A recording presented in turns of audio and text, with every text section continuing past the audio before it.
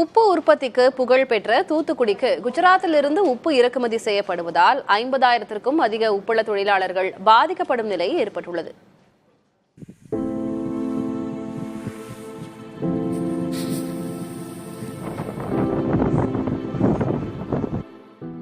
இந்தியாவில் குஜராத்திற்கு அடுத்தபடியாக தூத்துக்குடி மாவட்டத்தில்தான் அதிக அளவு உப்பு உற்பத்தி செய்யப்படுகிறது.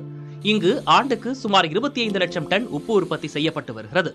ஆண்டுதோறும் ஜனவரி முதல் செப்டம்பர் வரை தூத்துக்குடி மாவட்டத்தில் உப்பு உற்பத்தி தீவிரமாக நடைபெறும். கோடை காலமான ஏப்ரல், மே, ஜூன் மாதங்களில் உப்பு உற்பத்தி அதிகரித்து காணப்படும். ஆனால் கடந்த 4 மாதங்களாக பருவம் தவறி பெய்து வரும் மழை மற்றும் கோடை மழை காரணமாக உப்பு உற்பத்தி பாதிக்கப்பட்டு தூத்துக்குடி மாவட்டத்தில் உப்பு உற்பத்தி காலதாமதமாகி உள்ளது.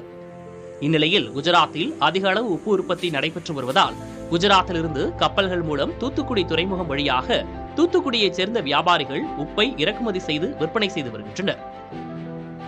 தற்போது சுமார் 1000 டன் உப்பு கண்டெய்னர் பெட்டிகள் மூலம் குஜராத் மாநிலத்திலிருந்து தூத்துக்குடி துறைமுகத்திற்கு கொண்டு வரப்படுகிறது. சுமார் 35,000 டன் உப்பு குஜராத்திலிருந்து வருவதால் தூத்துக்குடி உப்பள தொழிலாளர்கள் 60,000க்கும் மேற்பட்டோர் தினம் உணவுக்கு கஷ்டப்படும் சூழ்நிலை உள்ளது.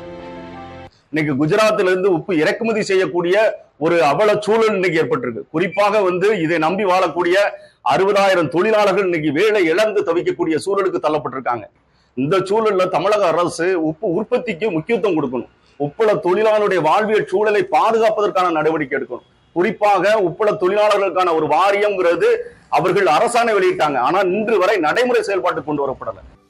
தூத்துக்குடியிலிருந்து தென் மாநிலங்களுக்கு உப்பு உற்பத்தி செய்து அனுப்பப்பட்டு வந்த நிலையில் தற்போது குஜராத்திலிருந்து 4,000 ரூபாய்க்கு உப்பு வாங்கப்பட்டு விற்பனை செய்ய இருப்பது உற்பத்தியாளர்கள் மற்றும் தொழிலாளர்களிடையே கவலையை உருவாக்கியுள்ளது.